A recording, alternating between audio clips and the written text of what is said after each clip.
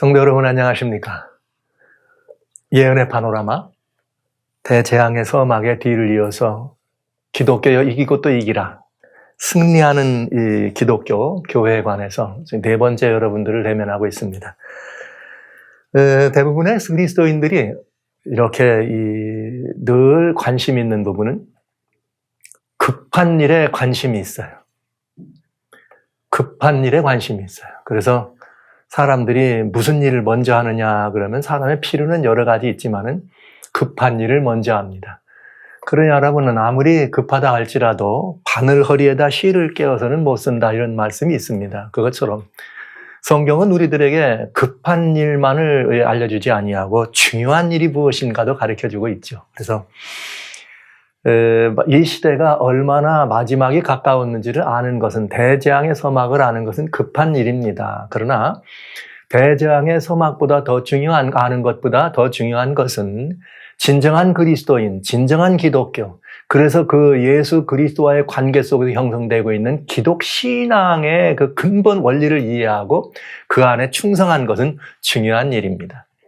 중요한 일에 충성한 사람들은 급한 일이 다가올 때 놀라지 않습니다.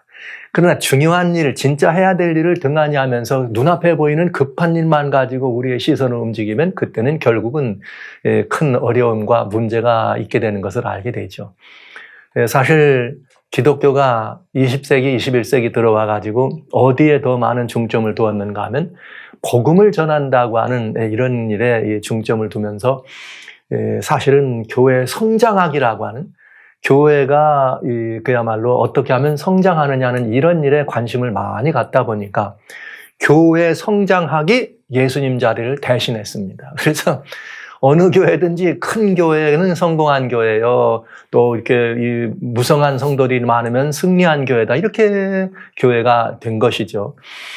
그러나 결국은 그렇게 해서 이 교회가 이렇게 양적인 것만 아니라 영적으로도 그렇게 잘 성숙했더라면, 정말 건강한 교회가 됐더라면 오늘날 이 시대는 이렇지 않죠.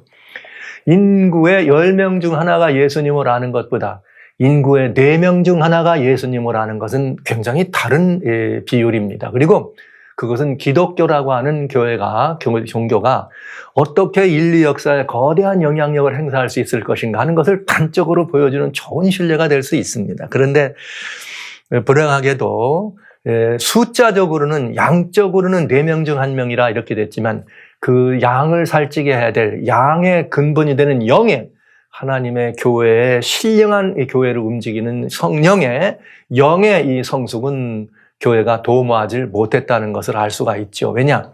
이 사람 4명 가운데 1명이 그리스도인이라면 오늘날 이 세계가 이렇게 되지 않죠. 거역하며, 무고한 사람을 이렇게 거역하며 사납고 사람들을 사랑이 싣고 이런 일보다는 4명 중에 1명이 기독교라면, 참 기독교였다면 더 사랑하고 섬기고 순종하고 더 행복한 역사의 한경점을 가져오지 않았겠어요? 오늘날 시대가 그렇지 않다는 것은 말할 것도 없이 뭘 우리들에게 보여주는가.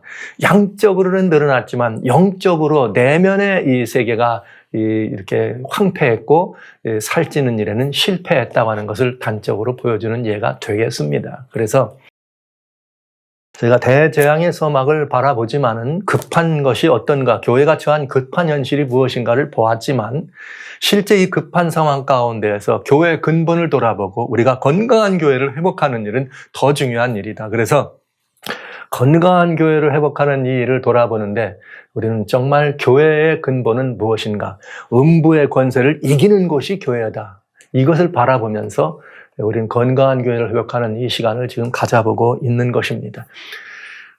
그렇게 지금 우리가 말씀드린 것처럼 인생이, 몸이 불편해도 늘 어떤 병이 걸리거나 육신이 약해가지고 병원을 찾고 뭔가를 찾는 것보다는 건강할 때 건강을 챙기는 그런 것들은 훨씬 더 중요한 일이죠. 근데 이 성경이 참 절묘합니다.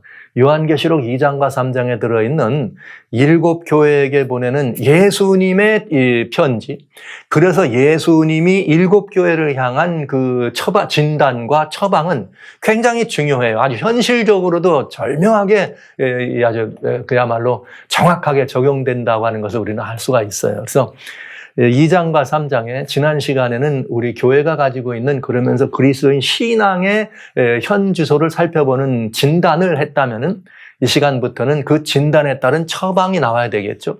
이 처방이 두 종류가 있어요. 하나는 건강을 위한 처방이 있고 하나는 질병을 회복하기 위하고 치료하기 위한 처방이 있다.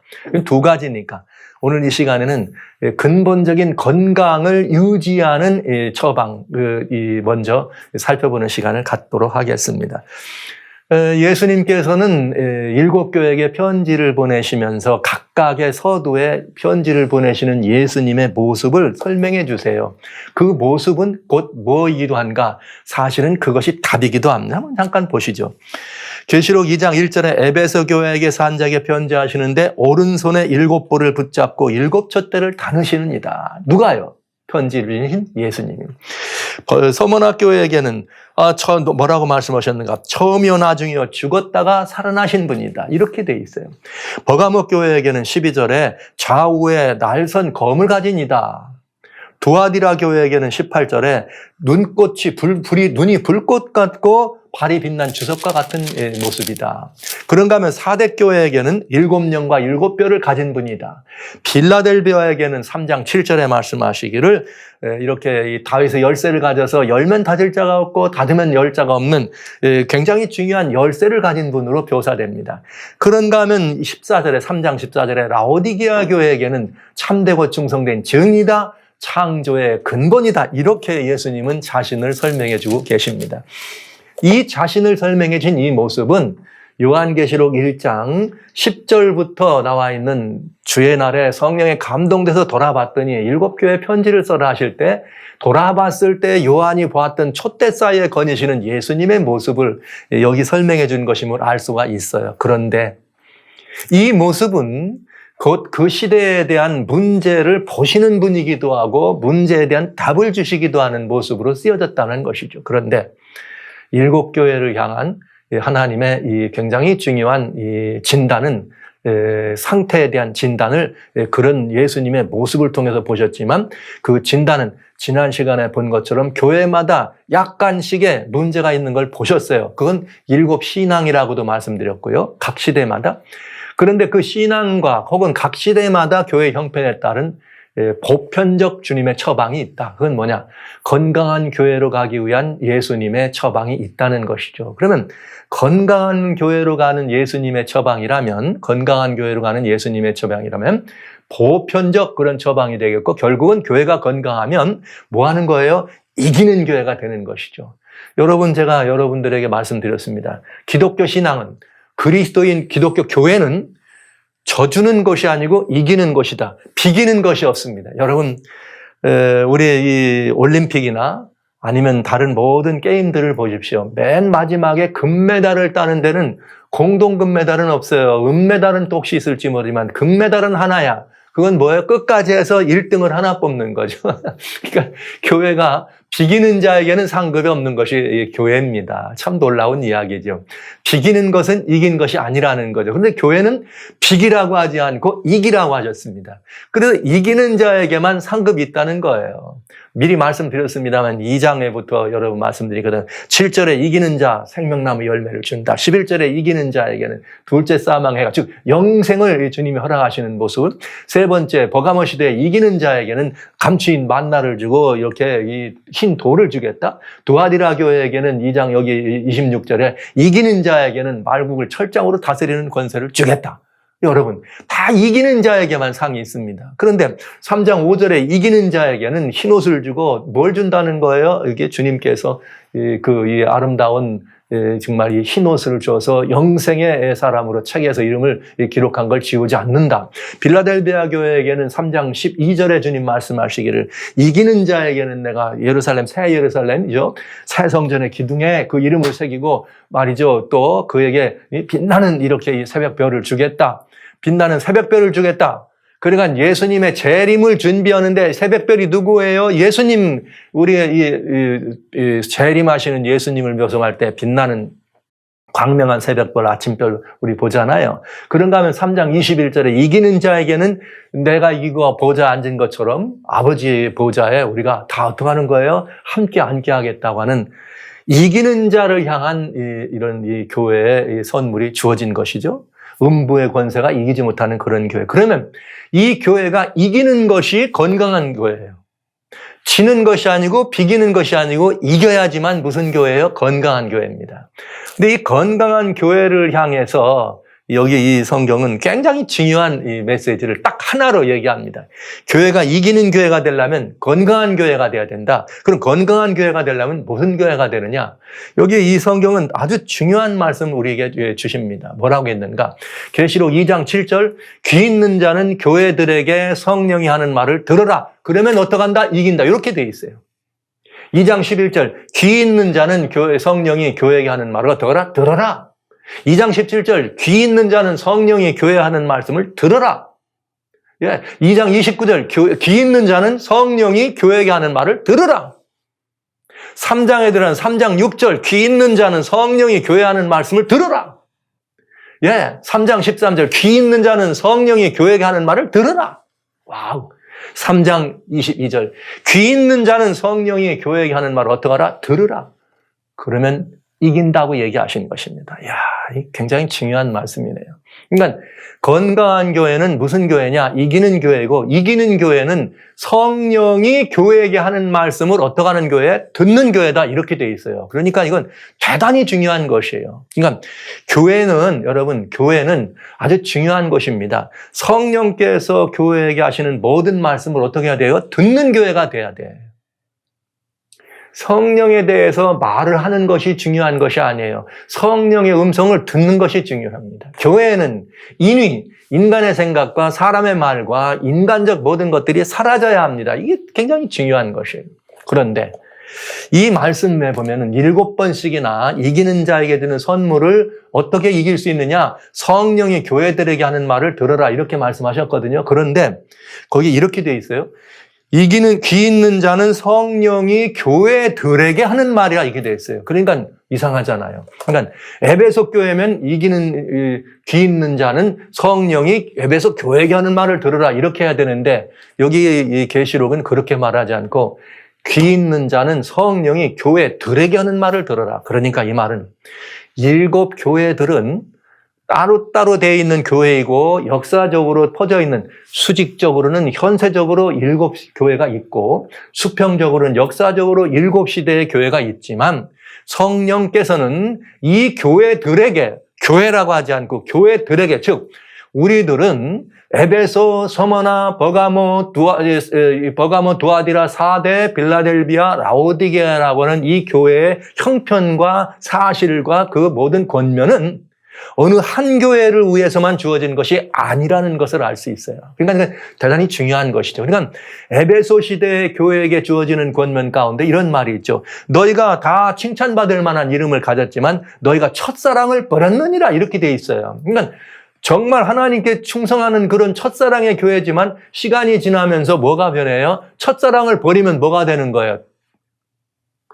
남자가 자기 첫사람, 첫여자 버리면 어떻게 되는 거예요? 여자가 자기 첫사랑 남자 버리면 어떻게 되는 거예요? 다른 데로 눈을 돌리고 다른 사람하고 눈 맞춘다 이거 아닙니까? 그 다른 사람하고 눈 맞추는 얘기가 버가모 두아디라에 나온 거예요.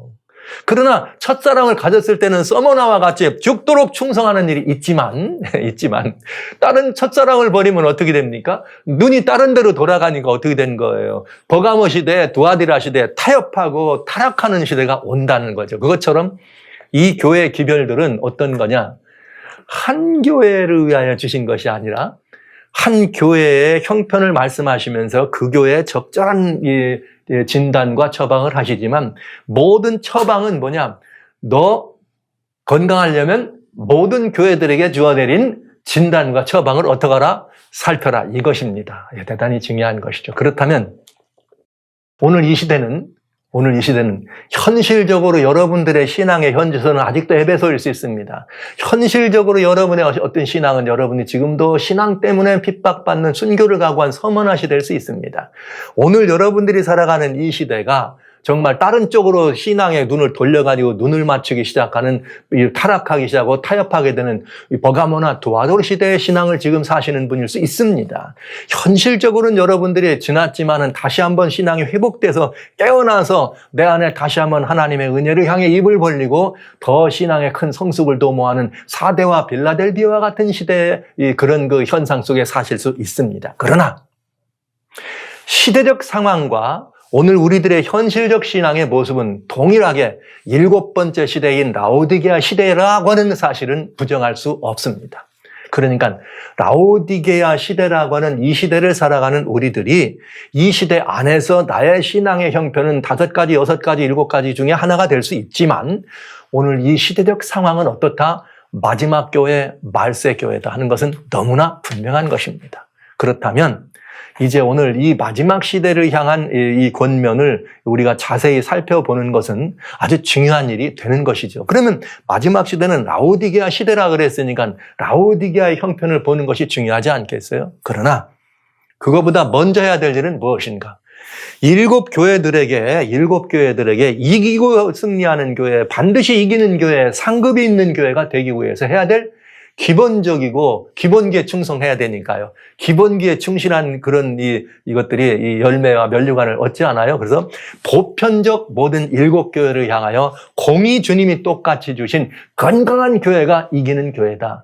이기는 교회가 되기 위해서는 성령이 교회들에게 하시는 말씀을 들을지어다는 이 말씀을 오늘 저희는 먼저 살펴볼 필요가 있다는 것입니다. 자, 마지막 시대가 라오디게아 시대인데 마지막 시대 라오디게아 시대에 대한 영적인 상황, 그 시대가 겪어야 될 굉장히 위험한 시대적 상황이 바로 어디 들어있느냐? 요한계시록 13장에 들어있습니다. 요한계시록 13장에 보면은 1절로부터 18절까지 두 개로 나눠져 있는데 1절로 10절까지는 소위 말하는 중세교회를 설명해 주고 있고요. 중세교회를 설명해 주고 있고 13장 11절부터 18절까지는 말세교회를 설명해 주고 있습니다. 그러니까 중세교회라 그런다고 치면은 우리는 지난 시간에 말씀드린 것처럼 버가모 시대와 두아디라 시대가 중심이요. 마지막 시대라 그런다고 치면은 언제부터가 될까요? 여러분, 4대부터 시작해서 라오디게아가 되겠죠. 그렇다면 중요한 말씀이 있어요. 요한계시록 18장 3절과 4절에 보면은 그 무슨 말이 나오는가 하면 중세교회를 이렇게 표현했는데 7머리 10뿔 가진 사자의 형상, 곰의 발 가지고 표범의 몸을 가지고 사자의 머리를 가지고 7머리 10뿔 가진 짐승이 나오는데 이 짐승이 뭐라고 되어 있느냐 하는 일을 설명해 주지요. 그런데 여러분 아시는 것처럼 성경이 말하는 예언의 상징의 짐승은 뭘 말하느냐? 정치적 권세를 설명합니다. 그런데 중세 교회가 정치적 권세인 짐승으로 묘사했다고 하는 말은 정치와 종교가 어떻게 됐단 말이에요? 합동됐다 하는 말이죠. 그래서 절묘하게 그런 말씀을 하게 돼 있어요. 그런데 그 18장, 계시록 13장 3절과 4절에 보면은 그 머리 하나가 7머리 10뿔 중에 머리 하나가 상하여 죽게 된 것 같더니, 그러니까 중세 기독교가 어떻게 되는 거예요? 타락했지만, 정치 종교가 연합해서 타락해서 결국은 교권이 망설여졌지만은 마지막 때에 무슨 일이 벌어지는가? 13장 4절에 죽게 된 상처가 낫더라 이렇게 돼 있어요.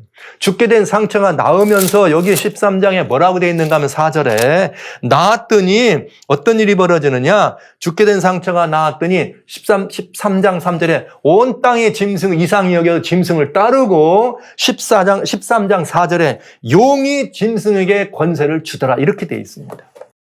그러니까 여러분 결국은 이 하나님의 교회가 타락했더니 뭐가 들어온 거예요? 교회 안에 용이 들어온 거죠. 그런데 용이 교회 안에 들어왔는데 여러분 매우 중요한 것은 마지막 시대에 그런 일이 반복될 것을 설명해 주고 있다는 거죠. 무슨 권세가? 용이 교회를 장악하고 있는. 그러면 용은 곧 옛뱀 곧 용이라고도 하고 마귀라고도 한다 그랬어요. 이미 대제왕 때 다 말씀드렸으니까.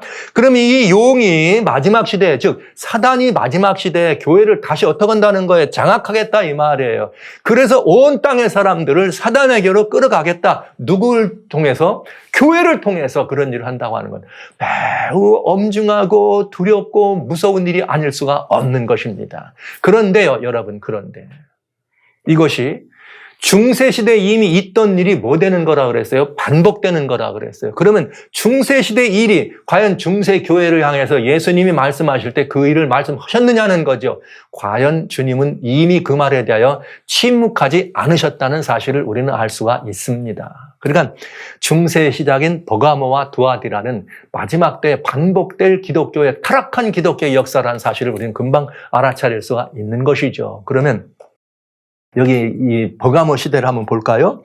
2장에 계시록 2장에 여기 뭐라고 말씀하셨는가? 13절에 내가 어디 사는 것을 내가 아노니 거기는 사단의 위가 있는 곳이라 이렇게 되어 있습니다. 절묘한 이야기입니다. 사단의 위라는 말은 사단의 보좌라는 거죠. 이게 지금 누구예요? 7교회면 하나님의 교회 아닙니까? 그런데 7교회가 처한 버가모 시대의 버가모 교회는 사단의 위가 있는 데에 있다 이거예요. 그러니까 매우 위험한 거죠. 사단의 위가, 사단의 보좌가 거기 있다는 말은 그 당시에 정말 이 교회가 그 보좌를 어떻게 모셔드리든지 영접해드리든지 사단의 보좌를 영접했다고 하니까 말이 죄송합니다. 사단의 보좌를 교회 안으로 흡수했든지 아니면 교회는 그 사단의 보좌를 놔두고 그 사단의 보좌에서 나오는 그런 어둠의 영에 막 그 투정하는 그런 것만을 가지고 있는가 하는 것을 따져볼 필요가 있다.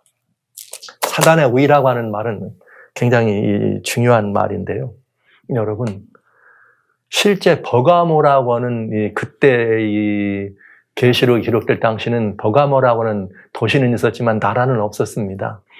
근데 이 계시록이 주어지기 전에 약 한 200년 전에 이 계시록이 주어지기 약 200년 전에는 거기에는 버가모라고 하는 나라가 있었어요. 소아시아 반도에. 근데 이 버가모 나라는 그 나라마다 각각 자기들이 섬기던 신이 있었는데 버가모 나라의 주신이 뭐냐? 버가모 나라의 주신은 아스클레오피스라고 하는 뱀입니다. 소위 말하면 여러분 치료의 신이라고 말하는 머큐리의 지팡이를 놓고 또아리를 틀고 있는 뱀 아시죠? 대표적인 여러분 이런 사정을 여러분이 보신다면 근래 코로나 팬데믹 때문에 말이에요. 이 팬데믹이 세상을 장악했을 때 가장 전면에 나서 가지고 세계인들로부터 손가락도 받고 또 세계인들을 막 이렇게 끌어가기도 한 대표적인 게 WHO 세계 뭐예요? 이 건강 이런 이걸 다루고 있는 세계 이 WHO라고 하잖아요. 세계 건강 기구죠. 자, 그러면 여러분 이 WHO의 상징 마크가 세계를 상징하는 지구본에다 가운데 뭐가 있어요? 머큐리의 지팡이가 하나 있고 뱀 두 아리가 또 아리를 들고 있는 모습이 돼 있잖아요. 이게 뭘 말하는 거예요? 치료의 신 아스클레오피스를 설명하는 것입니다. 예산일 아니죠. 여러분 그냥 단순히 제가 말씀을 드렸지만 예산일 아닙니다. 여러분. 제가 이번 시간에는 뭐 자료나 이런 걸 안 보여드리고 성경 말씀을 드리는 이유는 그저 이 말씀에 집중하게 하기 위해서 여러분과 말씀드리는 거예요. 그런데 여러분 아시는 것처럼 병원 가보세요. 병원 가면 병원 문마다 다 절럭절럭 문 닫히는데 그 WHO 세계보건기구, 예? 제가 건강기구로 했습니다만 세계보건기구 마크가 있잖아요. 다 그 뱀, 머큐리의 지팡이 뱀 두 마리가 이렇게 또아리 들고 있는 모습 있잖아요. 그게 아스클레오피스라고 하는 치료의 신의 뱀입니다. 성경은 옛뱀 곧 마귀라고도 하고 뭐예요? 천지를 미혹하는 사단이라고도 하는 이런 이 존재를 설명하고 있잖아요. 그런데 인류는 그걸 뭐라고 말하고 있어요? 치료의 신의 상징으로 뱀을 쓰고 있다. 굉장히 의미가 있어요. 아마도 어쩌면은 민수기서에 나오는 것처럼 예수님께서 말씀하실 때 요한복음 3장 14절에는 모세가 광야에서 뱀을 든 것처럼 인자도 들려야 된다. 그때 광야에 나왔던 이스라엘 백성들이 불금에 물렸더니 뭘 들어요? 장대에다가 뱀 모양을 만들어서 이렇게 달았습니다. 그래서 그 뱀을 보는 사람마다 살아나온 것을 알 수가 있게 되죠. 그런데 여러분 원래는 이 뱀은 뭐 옛뱀 곧 마귀라고도 하는 사단을 상징한 것이에요. 그래서 결국은 사단이 어떻게 되는 거예요? 달려서 죽게 되는데 결국은 그런 이 의미를 구원과 복음의 역사로 이해돼야 되는데 오늘날 사람들은 구원의 복음의 역사, 그래서 예수님께서 죄짐을 지고 죄가 달려야 될 그 자리에, 즉 사단이 달려야 될 그 자리에 인류가 타락해서 인류가 그 죄를 졌기 때문에 인류를 대신해서 죄짐을 지고 돌아가시는 예수님이었는데 이제 사람들은 그 예수님 예수님은 안 보고 뭘 보는 거예요? 치료의 신인 뱀을 내세우는 것을 보게 됩니다. 그런데 버가모 나라라고 하는 나라가 바로 무슨 나라라? 아스클레오피스라고 하는 그 신을 섬겼다고요. 치료의 신을. 절묘하지 않아요? 근데 성경은 예수님이 거기에는 뭐가 있는 자리라? 사단의 우위가 있는 자리다. 이렇게 말씀하셨습니다. 그런데요, 대단히 중요해요. 교회와 무슨 관계가 있는가? 그때 버가모 나라는 아탈루스 3세라고 하는 임금이 마지막 임금입니다. 그런데 버가모 나라의 임금은 누구냐? 신관장, 즉 재정, 종교와 정치가 일치한 시대를 살아가던 그런 나라들입니다. 그래서 대부분의 고대 세계는 임금, 왕이 대제사장, 신관장이기도 했죠. 그 아탈루스 3세라고 하는 그 사람의 칭호가 뭐냐? 폰티펙스 막시무스예요. 다시 말하면은 이교의 대제사장의 칭호를 가지고 있던 왕이었습니다. 그런데 그 사람이 그 칭호는 언제 받게 됐느냐? 사실은 어떤 일이 있었는가 하면 그 고대 세계 바벨론이라고 하는 나라, 실제 국가적 바벨론이 기원전 주전 538년에 멸망할 때에 여러분 고대 세계에는 그 종교 계급, 제사장 계급, 그런 신정 시대니까 그런 계급이 귀족 계급이잖아요.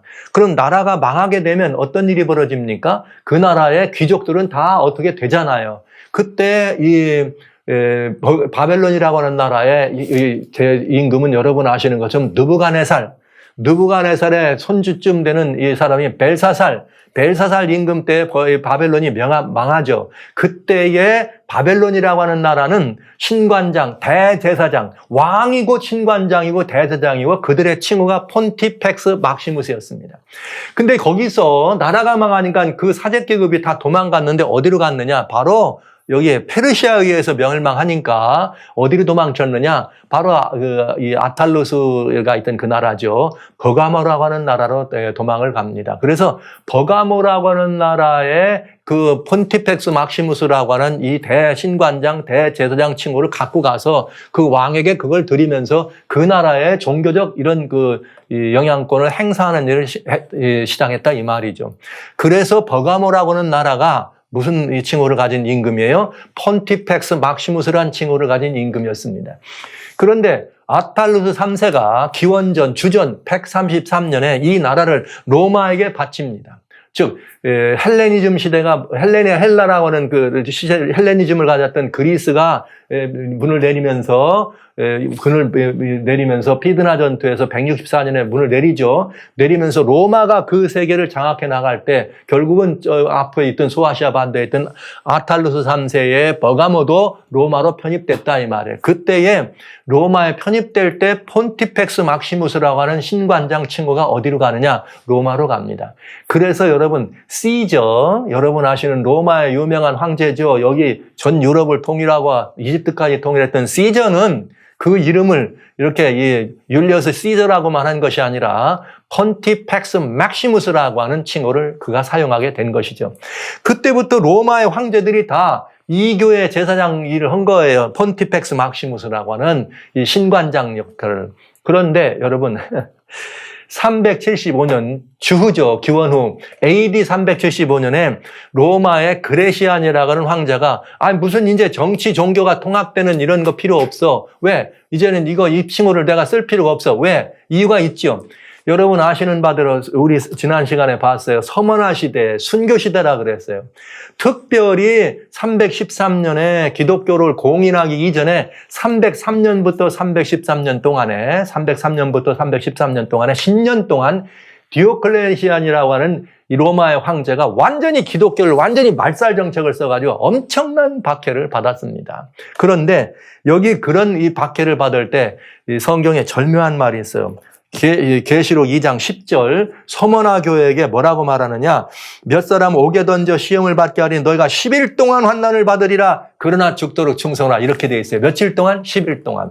그러면 10일을 우리 한번 예언의 1년은 뭐로 하죠? 1일을 1년이다. 그러면 10년. 303년부터 313년 동안이 가장 기독교를 핍박하는 아주 그 역사적인 기록이 들은 열흘 동안, 즉 10년 동안이었습니다. 그래서 컨스탄틴이 313년에 무슨 일을 하는 거예요? 기독교를 공인하면서 이제 핍박이 끝인 거죠. 그러면서 321년에 컨스탄틴은 321년에 로마 제국의 주신이었던 태양이에요. 존경할 만한 태양의 날에 모든 법관과 나라의 사람들은 다 쉬어라 그러면서 오늘날 여러분들이 일요일 날 쉬게 되는 일요일 휴업령을 내립니다. 즉 썬데이로라고 하는 법을 내리는 거죠. 그렇게 썬데이로를 내리면서 325년 니케아라고 하는 곳에서 공회를 열어요. 니케아 공회를 열어서 그때 여러분 아시는 바대로 삼위일체, 최초의 삼위일체 논쟁을 누가 주선하느냐? 황제가 주선해. 야, 교회 왜 이렇게 싸워? 응? 아타나시우스파와 아리우스파가 싸우니까 왜 이렇게 싸워? 이리 와. 여기서 누가 옳은지 따져봐. 그래가지고 삼위일체 논쟁도 325년 그 니케아에서 일어나죠. 그때의 가장 중요한 것은 뭐냐? 야, 우리가 말이야, 일요일 날을 휴일 내가지고 쉰다. 그러니까 교회도 어떻게 하면 좋겠냐? 이 날을 예배일로 하는 것이 어떠냐 해가지고 정치와 종교가 합동되는 일을 시작하게 됩니다. 그래서 325년에 최초로 무슨 일이 벌어지는가? 여기 이 로마 교회, 소로마 교회 감독이 된 실버스타 감독이 이 로마 그 니케아 회의에 참석을 못하니까 황제가 친필로 감독해 준 거예요. 그러지 말고 우리 종교나 정치냐 하나 되자. 이래서 실버스타가 그 말을 받고 나쁠 거 없지. 우리 예수님도 의의 태양이신데 그래서 그때부터 기독교가 325년에 실버스타 그 감독으로 말미암아서 일요일을 예배일로 예배를 드리기 시작하는 일이 공식적으로 교회 안에서 시작된 거예요. 그거를 364년에 무슨 라오디게아 교회에서 아예 공식적으로 우리는 이제부터 성경이 말하고는 하나님의 십계명, 넷째 계명인 제7일 안식이라고 하는 토요일을 빼버리고 이젠 이 예수님의 부활을 기념으로 하는 주일을 지키자 해가지고 뭐가 생겼느냐? 364년에 일요일 날을 정식 예배일로 공개적으로 기독교회가 이번에는 기독교 교회 법에 의해서 만들어진 것입니다. 그러니까 여러분 대단히 중요한 거죠. 이제는 그렇게 되면 뭐가 된 거예요? 정치와 종교가 합동된 거죠. 나라의 권력과. 그러면 이제는 교회를 공인해서 나라가 사제들을 지원해주고 나라가 교회를 지원해 준다면 더 이상 제사장 칭호를 쓸 필요가 있어요? 없어요? 없잖아요. 누가? 황제가. 그래서 375년에 그레시안이라고 하는 황제가 뭘 하느냐? 그러면 폰티펙스 막시무스라는 이름 나는 안 쓸게. 그거 내버립니다. 그때에 375년에는 누가 교회 감독이었느냐? 다마소 1세가 교회 감독. 그래서 폰티펙스 막시무스라는 칭호를 어떻게 한 거예요? 가져간 거예요. 누가? 교회 감독이. 그래서 로마 교회 감독이 이제는 바티칸을 중심으로 감독이 나중에 교황 칭호로 되는 일을 그레고리 대때 칭호하면서 공식적인 명칭이 폰티펙스 막시무스예요. 그래서 로마 교회 교황은 지금도 역시 교황은 여러분 사전 보시면 그냥 폰티펙스 막시무스 다 이 교회 대제사장, 그 다음엔 또 뭐가 나와요? 로마 교회 교황이다. 이렇게 돼 있는 것입니다. 그러면 여러분, 내가 사단의 우위가 어디 있는지냐? 버가모 교회는 사단의 우위가 있는 것이다. 예수님이 그랬거든요. 근데 거기에 치료의 신이라고 하는 뱀신을 섬기는 나라인데 거기가 어떻게 된 거예요? 사단의 우위가 있는데 이번에는 그때 그 시대에 무슨 일이 벌어지더라? 정치와 종교가 합동되면서 폰티펙스 막시무스라고 하는 사단의 우위가 있던 버가모 나라가 쓰던 그 칭호를 누가 가져가요? 교회가 가져왔다고 해요. 기독교회가. 그러면 기독교 교회가 이 교회의 신관장, 이 교회의 태양신을 섬기고 여러 잡신을 섬기는 여러 다양한 이런 신들을 섬기는 그런 일들을 앞장섰던 황제들이나 혹은 그런 일들을 했던 대제사장이 썼던 폰티펙스 막시무스라고 하는 그런 칭호를 하나님의 교회의 감독이 가져왔다면 사단의 우위가 어디 있는지를 알았던 버가모 시대에 하나님의 교회 안에 뭐가 들어온 거예요? 사단의 우위가 들어온 거잖아요. 이 절묘한 이야기입니다. 절묘한 이야기입니다. 사도 바울은 마지막 때를 이야기할 때 사도 바울은 데살로니가 후서 2장에 말씀하시기를 분명히 나중에 무슨 일이 벌어질 거다. 불법의 비밀이 지금 활동하고 있는데 그 불법의 비밀이 어떻게 활동하는가? 하나님의 교회에서 자기를 보여 자칭 뭐라 하느니라 하나님이라 하느냐. 그 사단이 뭐 하는 거예요? 불법의 비밀인 사단이 뭐 하는 거예요? 하나님의 교회 안에 들어와서 자기 우위, 즉 보좌를 떴다 이 말이죠. 이게 언제라고요? 중세시대입니다. 그런데 이것이 중세 시대에 이렇게 해서 이 버가모 시대에 이런 타락한 형상들이 그렇게 해서 결국은 두아디라, 버가모 시대에 두아디라와 버가모는 사실은 구분은 되어 있지만 같다고 봐도 돼요. 두아디라는 버가모는 그렇게 교회가 이교적인 것들을, 사단의 우위를 들여오는 일을 했다면, 문을 열었다면, 그러면서 여기 버가모 시대 사자들에겐 뭐라고 말하느냐면 발람의 교훈을 또와서 우상의 제물을 먹게 하고 행음하게 하다, 이렇게 되어 있어요. 그런 발람의 제물은 어떤 일이냐? 여러분 아시는 것처럼 이스라엘이 이제 이 가나안에 들어가기 전에 이 모압 형제 있을 때에 모압 사람들이 모압 신당에서 제사 지낼 때 이스라엘 백성들을 거기 갖다 놓고 같이 행음하게 하잖아요. 자, 그게 이제 발람의 제물. 그러나 두아디라 시대에는 그렇게 하지 않아요. 이세벨이 나와. 이세벨을 영접해가지고 이세벨이 행음하고 우상의 제물을 먹게 했다. 그러니까 약간 달라요. 발람은 종교적인 얘기고 이세벨은 정치적인 얘기입니다. 그러니까 종교가 처음에는 타협하면서 정치 권세를 받아들이며 이교 것들을 받아들이는 것이 버가모 시대예요. 이렇게 하다가 완전히 정치와 종교를 합동시킨 것이 두아디라 시대다, 이 말이에요. 그러니까 종교적 타락과 정치와 종교가 연합하는 합동된 완전한 배도가 이루어져서 타협하고 타락한 시대가 있는데, 문제는 뭐냐? 이것이 중세교회였다면 이것이 어떻게 된다? 마지막 때에 반복되겠다. 그것이 바로 지금 대재앙의 서막 때 여러분에게 말씀드린 요한계시록 18장 여기 1절로부터 3절에 볼 때 주님 말씀하셨잖아요. 내가 보니 그 영광을 가진 이 천사가 하늘에 내려오는데 큰 이 권세를 가졌더라. 그러면서 그때 그가 큰 소리로 외쳐서 뭐라고 말합니까? 계시록 18장 2절에 무너졌도다, 무너졌도다. 큰 성 어디요? 바벨론이요. 여러분, 제가 말씀드렸어요. 바벨론, 고대 세계 바벨론이 무너졌더니 거기에 있는 종교적인 것만 쏙 빼가지고 어디로 가더라? 버가모로 도망가더라. 거기에 사단의 우위가 되는데 그게 결국은 어디로 들어오더라? 교회 안에 들어오더라. 그런데 이 교회가 타락하니까 계시록 18장에서 바벨론이라는 말을 쓴 것입니다. 바벨론이여, 내가 각종 뭐가 되는 거예요? 귀신의 영이 모이는 것, 더러운 새들이 모이는 것, 각종, 여러분 여기 성경에 나와 있는 것처럼 말이죠. 예? 이 다양한 이런 이 거짓 종교들이 함께 모이는 연합. 그러면서 행음에 누구와 왕들과 행음에, 또 행음에 누구와 땅에 있는 상고들과 행음에. 그러니까 정치와 경제와 이 모든 것들이 종교적인 이런 권세 아래 다 통합되는 것을 보는 거죠. 놀라운 이야기를 우리는 보는 것입니다. 버가모와 두아디라 시대가 다시 마지막 때 어떻게 된다? 반복되는데 요한계시록 18장에 그 모습이 그대로 들어있다. 바벨론, 무너질 바벨론의 모습을 들어있는 것입니다. 그런데 그 시대로 말하면 무슨 시대다? 라오디게아 시대다. 여러분, 그러니까 성령이 교회들에게 하는 말을 들으라 할 때 이 말은 뭐냐?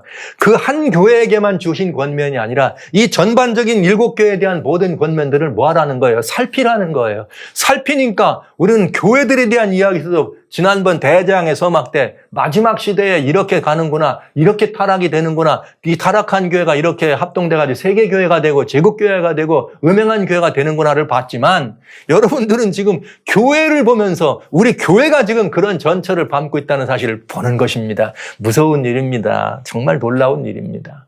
모르면 안 될 일입니다.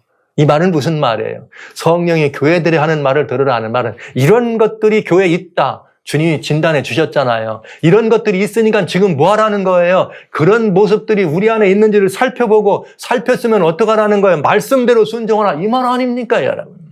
그래서 교회는 성령이 교회에게 하는 말을 어떻게 하라? 들으라. 그 시대에 그 한 교회만이 아니라 교회들에게, 즉 7교회에 주신 모든 권면을 자세히 살피라고 하는 것입니다. 그런데 오늘날 이 기독교가 하나님의 말씀, 이 요한계시록에 이 교회에 대한 권면들을 잘 듣나요? 안 듣죠. 왜? 계시록은 계속 인봉된 책이다. 계시록을 읽는 것은 위험한 일이다. 그러면서 못 보게 해.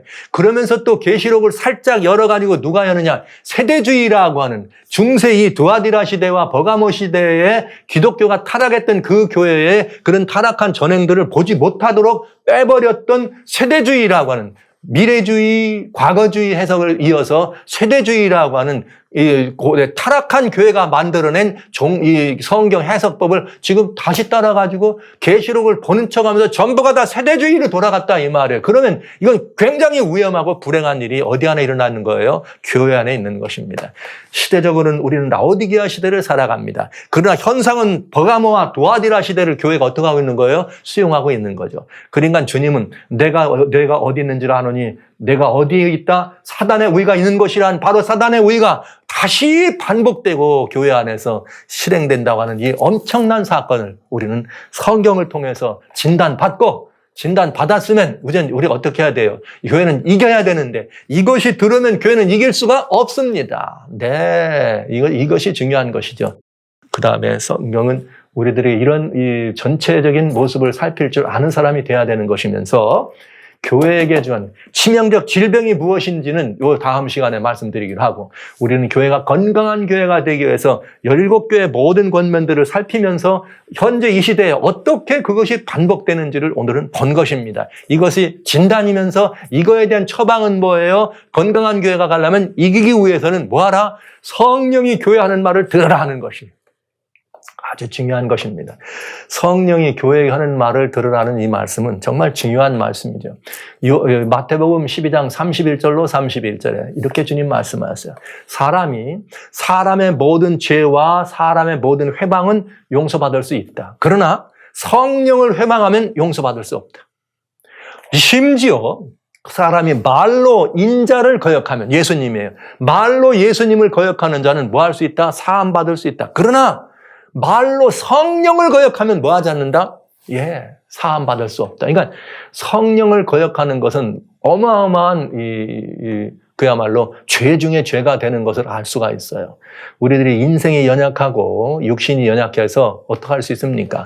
여러 가지 이렇게 살아가는 믿음에 좀 부족해서 때로는 넘어질 때도 있고 깨질 때도 있고 깨질 때가 있어요. 또 이게 난파할 때가 있습니다. 그러나 늘 주의 성령은 우리의 심령을 우리의 마음을 우리의 양심을 각성시키면서 네가 그래 되겠느냐 돌아가자 이런 성령의 음성이 끝까지 우리에게 있거든요. 그럴 때 그런 돌아가자고 하는 하나님의 음성까지도 우리가 듣지 않고 거절하면서 성령의 깨우침과 성령의 각성하심과 성령의 일깨워 주심을 우리가 거절한다면 그는 희망이 없게 되겠습니다. 그래서 오늘 이 시대에 우리가 건강한 교회를 회복하는 가장 첫 번째 비결, 가장 중요한 첫 번째 우리들의 길은 무엇인가? 바로 성령의 음성을 듣는 것입니다. 성령으로 뭐 하는 거예요? 충만케 되는 것입니다. 성령의 음성을 듣고 성령으로 충만케 되는 삶을 우리가 살아갈 필요가 있다는 것이죠. 이것은 아주 중요한 문제가 되겠습니다. 여러분, 성경은 우리들에게 성령님의 역사에 대해서도 말하자면 성령님의 역사의 두 단계를 설명해 주시죠. 요엘서 성령에게 요엘서 2장에 보면은 28절로 주님 우리들에게 말씀을 주실 때 말세 주님께서 우리들에게 이 하나님의 신을 부어줍니다. 하나님의 신을 우리 모두에게 부어주면서 그때 무슨 일이 벌어지는가? 정말 이렇게 이 젊은이는 이렇게 이상을 보고 늙은이들 말이죠. 이 꿈을 꾸고 이상을 보고 예언하고 이런 말씀들이 있잖아요. 그러면서 그때 그것만이 아니에요. 여기 아주 중요한 말이에요. 자, 장래일을 말하고 늙은이들이 이상과 꿈을 꾸는데 여기 보시죠. 요엘서 2장 28절 그 후에 내가 내 신을 만민에게 부어주리니 이 말씀 좀 드릴게요. 대부분의 교회들은 이 말씀을 읽을 때 마지막 시대다. 그러면 성령이 충만해야 된다. 그러면서 뭐라고 말하느냐면 우리 교회 혹은 우리들만 성령 충만 하나님이 약속했다는 거야. 마지막 시대에도 늦은 비 성령, 베드로는 말세를 자기에게 적용하면서 우리가 성령이 주었다는 것처럼 마지막 때도 늦은 비 성령이 있다. 근데 우리 교회가 내린다. 남은 무리에게 내린다. 우리 교회, 서로 자기들만 우리 교회라고 그러고 남은 무리. 거짓말이에요. 속지 마세요. 여러분 성경은 뭐라고 말했는가? 그 후에 내가 내 신을 만민에게 부어준다. 할렐루야. 하나님은 한 번도 우리를 떠나신 적이 없는 분입니다. 하나님은 여러분 노아 때도 마찬가지 아닙니까? 결국은 하나님의 신이 끝내 120년이라고 하는 기간 동안 끝내 호소하다가 사람들이 하나님의 신을 안 받아들인 건 할 수 없이 하나님의 신이 떠난 것이지 하나님이 우리를 버리신 것이 아니야. 마지막 때 마찬가지예요. 하나님께서 하나님의 신을 만민에게 모든 이에게 주는 거예요. 선한이나 악한이나 교인이나 비교인이나 여러분 기독교나 다른 많은도 다 하나님의 성령을 부어주시는 것입니다. 그렇게 부어주시면 그 안에 하나님이 공의의 하나님, 사랑의 하나님, 모두의 마음속에 각성이 일어나고 양심적인 깨우침이 있어서 하나님이 계셔. 하나님께로 가야 돼. 창조주가 계셔. 하나님께로 가야 돼. 예수님을 믿는 것밖에는 답이 없어. 예수께로 가야 돼. 이렇게 성령이 깨우쳐 주신단 말이에요. 만민을. 그때 그런 깨우침이 있을 때에 또 어떤 일이 벌어지는가? 잘 알지 못하잖아요. 어떻게 할 줄을 모르잖아요. 그래서 여기 29절에 그때 또 내가 내 신으로 남종과 여종에게 부어줄 것이다. 그러니까 지금 오늘날 기독교는 남종과 여종의 반열에 들어가는 거와 마찬가지예요. 먼저 하나님을 알고 예수님을 알잖아요.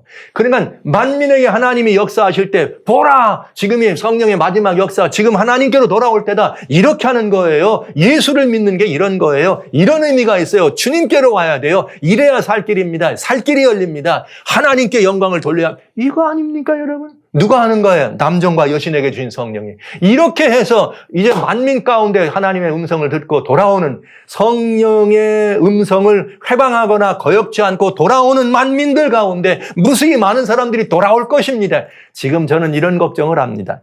내가 기독교인이라고 그리스도인이라고 어디 가가지고 맨날 예수 믿노라고 얘기했지만 그 가운데 많은 사람들은 여기서 이탈돼가지고 다 짐승의 표와 우상에 경배될 때 다 떨어져 나가고 성령의 음성을 듣고 성령이 여러분들 심령 속에 호소하며 여러분 심령 속에 호소하고 객성시켜주는 성령의 깨우침. 그래서라 되겠냐? 하나님께로 돌아가자. 너 지금 예수님이 내 안에 계신 거냐? 너 주님을 근심케 하지 않는가? 내 마음의 우위, 내 마음의 보좌에 누가 계시냐? 예수님이 아니잖아. 너 지금 누굴 모셨어? 눈 돌렸잖아. 첫사랑이 없잖아 지금. 첫사랑을 버렸더니 남의 남자, 남의 여자 네 마음에 넣었잖아. 네 눈에 들어오잖아. 그러면 넌 지금 죽는 것밖에 없는 거야. 돌아가야 돼. 예수님께로 돌아가야 돼. 이거 하는 거 아니에요? 이 말을 듣고 회복할 사람도 있고 무수히 많은 만민들 가운데는 하나님의 그 깨우침을 듣고 돌아와서 먼저 된 그리스도인들이 먼저 이렇게 하는 것입니다를 가르쳐줄 때 그들과 함께 합동되면 여기 뭐라고 나오느냐? 2장 31절 여호와의 크고 두려운 날이 이르기 전에 해가 어두워지고 달이 핏빛같이 변할 때 무슨 날이에요? 예수님 재림하실 때. 라오디게아 시대란 말이에요. 예수님 재림하실 때에 누구든지 여호와의 이름을 부르는 자는 구원을 얻으리니 할렐루야. 하나님을 모르고 예수님을 모르는 사람들이 있어요. 근데 그 사람들이 이제는 어떻게 하는 거예요? 누구든지 여러분 여기 기독교라고 돼 있지 않아요? 이제는 누구든지 여호와의 이름을 부르는 자는 구원을 얻는데 이는 나 여호와의 말대로 시온과 예루살렘에 피할 자가 있을 것이요 남은 자 중에 나 여호와의 부르심을 받을 자가 있느니라. 할렐루야. 저는 이 사실을 기억합니다. 마지막 때 다시 한번 온 세계 만방을 향해서 하나님이 통치하신다. 전능하신 자가 통치한다. 우리 주 예수 그리스도를 통하여 만민의 이름을 예수님 앞에 무릎 꿇고 주라 시인하여 어떡하라? 하나님께 영광을 돌리라. 하나님을 경배하라. 이 기별이 외쳐질 때, 네. 엄청난 이 기별이 외쳐질 때 요한계시록 14장 여기 나오는 6절로 7절에 온 땅과 족속과 백성과 방언들에게 전할 영원한 복음 하나님을 경배하라. 창조주 하나님을 경배하라. 그에게 영광 돌리라. 이제는 심판할 시간이 이르렀다. 예수님 오실 때가 가깝다는 이 기별을 외쳐질 때 여러분 외쳐질 때 성령의 그 음성을 각자인의 마음 가운데 만민의 마음에 부어주셔서 성령이 그 음성을 듣도록 역사할 때 성령의 음성을 거절하지 않고 먼저 성령의 음성에 순종한 기독교가 말이죠. 교회들에게 성령이 하는 말씀을 들은 기독교가 먼저 일어나 이게 바로 하나님께로 돌아오는 뜻입니다. 예수께로는 이렇게 돌아오는 것입니다를 가르치고 증거하면서 우리가 다 합동될 때 이제는 누구든지 중간에 막힌 담이 없어진 그것처럼 중간에 막힌 모든 것들이 사라지게 되고 이제는 뭐만 남은 거예요? 누구든지 여호와 이름을 부르는 자는 구원을 얻으리라. 할렐루야. 이 상황이 우리들에게 벌어지게 될 것입니다. 우리는 성령의 음성에 순종해야 합니다. 저는 이 시대가 지금 현재 우리 시대에 벌어지는 시대라고 믿습니다. 그리고 지금이야말로 이 성령 권세를 말미암아 교회들이 다시 충만하게 돼가지고 그저 성령의 역사를 힘입어서 말이죠. 이렇게 크게 외쳐야 될 때가 있다면 바로 지금이라고 확신합니다. 하나님의 모든 교회가 성령의 음성을 들어야 합니다. 하나님의 모든 교회가 나는 천주교다, 장로교다, 무슨 순복음교회다, 무슨 안식일교회다, 무슨 성결교회다, 감리교회다, 침례교회다, 내 교단, 교파 따지면 안 됩니다. 죽을 일입니다. 하나님의 성령은 만민에게 부어주시고 모든 만민 가운데 역사하십니다. 지금은 참 그리스도인이, 참 교회란 말을 제가 안 하고 싶어요. 참 그리스도인들이 어떻게 하는 것이 진짜 하나님을 경배하며 어떻게 하는 것이 하나님께 영광을 돌리는 것이며 예수 그리스도를 믿는 것이 무엇인지를 제대로 깨우치고 주님 안에 합동된 주님과 합동된 그리스도인들이 깨어 일어나서 여러분 살 길이 여기 있습니다. 예수님께로 오십시오. 이것이 희망입니다. 인류의 희망입니다. 주님 다시 오십니다. 이렇게 외치면서 사람들에게 나갈 때 큰 역사가 있을 때 네, 만민은 돌아오지 않겠어요? 하나님께로. 그게 주님 뜻 아닙니까? 그래서 만민에게 성령을 부어주시는 하나님의 역사를 우리는 우리 눈으로 목격할 것입니다. 이 일을 순종하고 섬기는 것이 기독교예요. 이스라엘이 고대시대의 열방의 빛이 되어서 만민을 하나님께로 돌이키는 일을 해야 했다면 지금은 기독교가 모든 열방의 빛이 되어서 77억 인류의 운명을 책임지고 등짐된 거의 80억 되는 지구 역사의 마지막 시대를 살아가는 모든 인류의 운명을 등짐질 자세로 기독교가 분연히 일어나서 하나님의 이 음성을 증거할 때 그들의 심령 각자 속에 움직이는 성령의 권세와 권능이 그들을 깨우쳐주고 양심을 각성시켜서 하나님께로 돌아오게 할 때 우리 모두는 다 합동되어서 누구든지 여호와의 이름을 부르는 자는 구원을 얻으리라 이 외침을 외치면서 생명의 길에서 우리 함께 서게 되지 않겠습니까? 사랑하시는 성도 여러분, 이것이 우리들이 갈 길입니다. 사랑하시는 성도 여러분, 이것이 우리들이 행할 길이 되는 것입니다. 여러분, 귀 있는 자는 성령이 교회하는 말을 듣습니다. 성도님들의 심령, 일상 속에서 여러분 자아를 빼버리시고 오로지 성령께 순종하십시오. 여러분, 이것밖에는 교회가 건강하게 될 다른 희망은 없습니다. 성령의 음성을 듣는 것입니다. 우리 모든 교회들은 이 성령의 음성을 들어야 합니다. 교회에서 인위, 사람의 소리를 내려놔야 합니다. 이제. 직원회에서 사람의 소리를 내려놔야 됩니다. 내 생각은 없는 거예요. 나만이 옳은 것은 없어요. 오늘날 이 기독교 안에 치명적인 질병들이 많죠. 내가 복음, 내가 신앙. 버려야 될 3가지 신앙이 있어요. 저는 가끔 그런 말씀을 드려요. 3가지 신앙. 첫째, 내가 복음, 내가 중심인 내가 신앙. 내가 기준이고 내가는, 이 내가가 빠지지 않는 교회는 망하는 교회예요. 내가 빠지지 않는 신앙은 개인적으로 망한 신앙입니다. 2번째 버려야 될 게 있어요. 오기 신앙, 오기 믿음입니다. 그건 뭐냐? 내가 지금까지 이렇게 믿어와서 이것이 옳다라고 지금까지 왔어. 그러니까 어떻게 해야 돼? 난 그대로 갈 거야. 이제 이렇게 오기. 지금까지 이렇게 왔으니까 지금까지 가는 거. 그래서 종교개혁이 다 성공하지 못한 것이고 종교개혁 동안에 돌아오지 않은 많은 교회가 있는 것이죠. 종교개혁 시대 개신교에서도 서로 나만 옳다고 교권주의, 교파주의에 빠져가지고 말이죠. 내 교회만 옳고 내 교회만 이렇게 해서.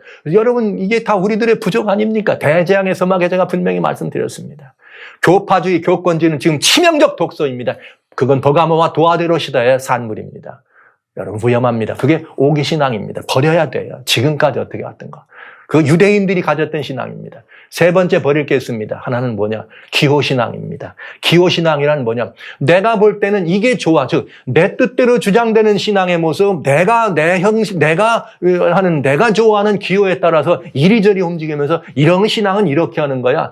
난 그게 더 좋아. 이게 기호신앙이에요. 어떤 교회 갔더니 그 연예인들이 많이 와서 난 그래서 좋더라. 애들 얼굴 보는 거 좋더라. 이게 가면 기호신앙이야. 어떤 교회는 갔더니 그냥 찬양이 풍성해서 나는 좋아. 하나님의 음성, 예수 그리스도의 생명의 복음이 아니라 이제 그 주변적인 것들. 예.